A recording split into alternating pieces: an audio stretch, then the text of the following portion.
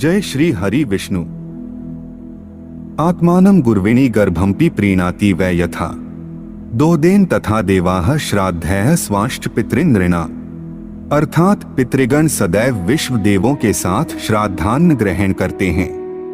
ये ही विश्वदेव श्राद्ध का अन्न ग्रहण कर पितरों को संतृप्त करते हैं।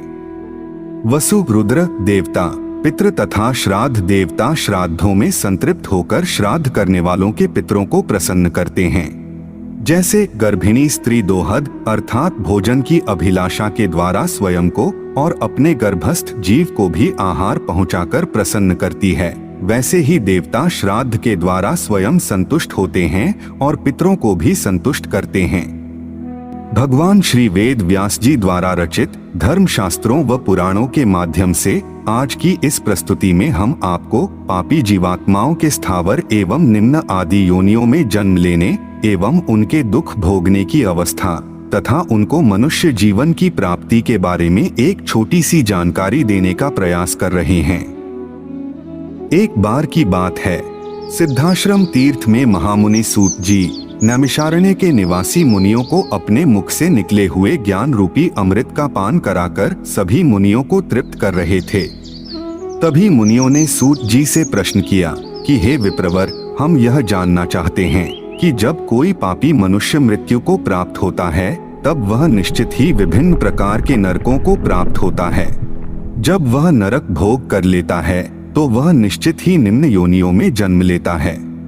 परंतु हे तात, जब वह इन सभी प्रकार के निम्न आदि योनियों का फल भी भोग लेता है तब उसको यह अत्यंत दुर्लभ मनुष्य योनि कब और कैसे प्राप्त होती है? कृपया हमें इन सभी बातों के बारे में भली भांति ज्ञान देने की कृपा करें। तब महामुनि सूत जी ने कहा, हे महान ब्राह्मणों, मैं आपको यह सब ज्ञान यथार्थ रूप बता रहा हूँ, ध्यान से सुनो।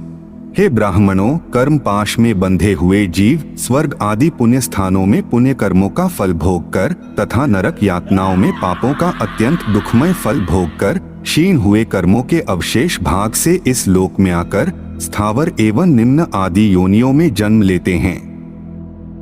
वृक्ष, गुल्म, लता, वल्ली और पर्वत तथा तृण ये स्थावर योनियों के नाम से विख्यात हैं। स्थावर जीव महामोह से आच्छन्न होते हैं।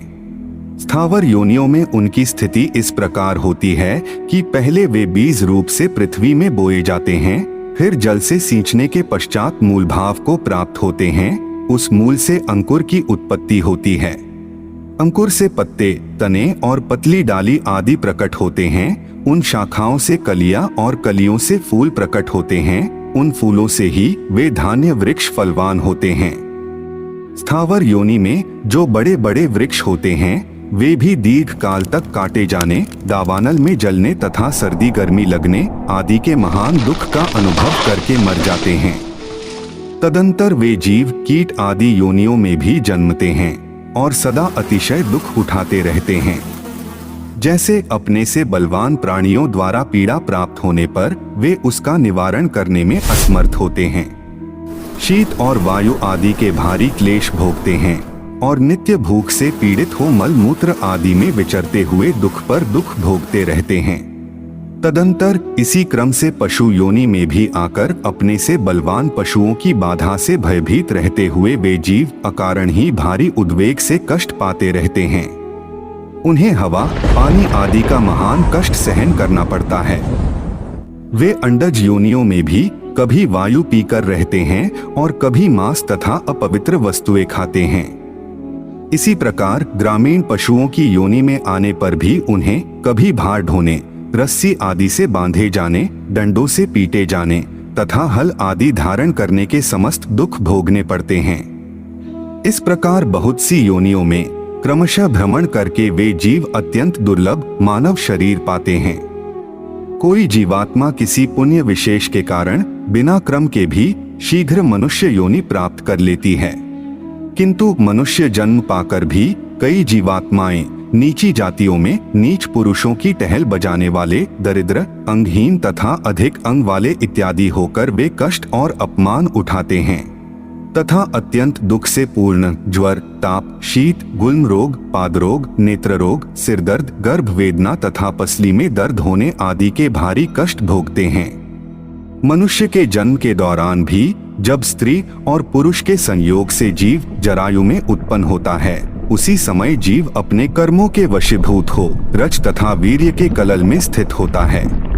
पूर्ण चेतना का अभाव होने पर भी माता के उदर में अत्यधिक ताप और क्लेश होने पर वह एक स्थान पर स्थिर न रह पाने के कारण वायु की प्रेरणा से इधर उधर भ्रमण करता है, फिर मनुष्य के आकार को पाता है।